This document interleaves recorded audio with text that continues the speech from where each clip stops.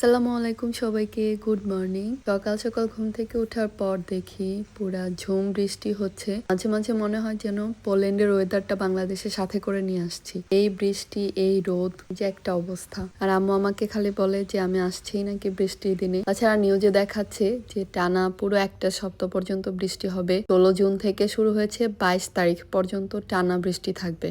এর ফাঁকে ফাঁকে একটু রোদও উঠবে আর কি। দেখেন বৃষ্টির পর এই যে আমার বেলি ফুলগুলা সব ফুটে গেছে। আর আমি দেশে না থাকা অবস্থায় আমার এই গাছগুলা সব যত্ন আপুই নেয়। আবার আপু যখন শ্বশুর বাসায় চলে যায় তখন আবার আম্মু নিজের মতো করে এগুলা টেক কেয়ার করে, সুন্দর করে পানি দিয়ে রাখে। আমার বেলি ফুল বরাবরই খুব পছন্দ। আর এই যে এটা হচ্ছে 4টা-5টা করে পাপড়ি থাকে এই ফুলটাতে। এটা হচ্ছে নয়নতারা ফুল। সকালে ঘুম থেকে উঠে একটু বৃষ্টি বিলাস করে তারপর ঘরে আসছি, দেখি যে আম্মু এখানে ব্রেকফাস্ট রেডি করে ফেলছে। আজকের ব্রেকফাস্টে চিতই পিঠা আর সাথে হচ্ছে গরুর মাংস। মাঝখানে ছোট্ট যে চিতই পিঠাটা দেখতে পাচ্ছেন, এটা হচ্ছে আমার পরিবারের সবচেয়ে বড় সদস্যের জন্য, আমার ভাগিনার জন্য।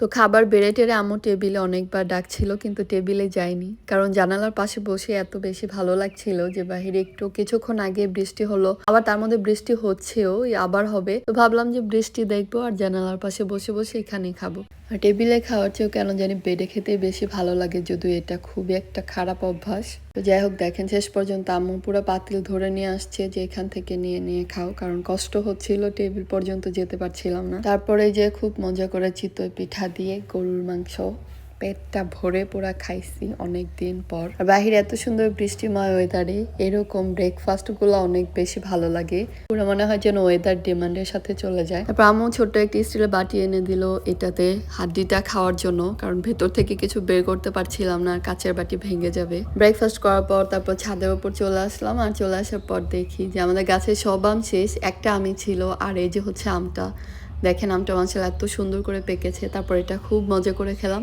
খাওয়ার পর আবার নিচে আসি, আর নিচে আসার পর এখন আপুকে দেখছি যে আপু হালিম রান্না করছে। তো এইদিকে আমাদের হালিমও প্রায় রান্না শেষ, একটুখানি পর হালিম খাবো। অনেক জ্বর আর অসুস্থতার কারণে যখন জিহ্বার স্বাদ পুরো নষ্ট হয়ে যায় তখন হালিমটাই কেন জানি খেতে ইচ্ছা করে বারবার। আর এটা একটুখানি আর কি খাওয়া যায়, অন্য যা কিছুই খায় না কেন একদমই ভালো লাগে না। তারপর সবাই মিলে একসাথে বসে এখানে হালিম খাচ্ছিলাম। আর এই ছিল আজকের মতো আমার ছোট্ট একটা ভিডিও, আপনাদের সাথে শেয়ার করলাম। ভালো লাগলে লাইক কমেন্ট করতে ভুলবেন না। আর প্লিজ সবাই আমার পেজটাকে ফলো করে দিবেন। Thanks for watching, bye bye, tata.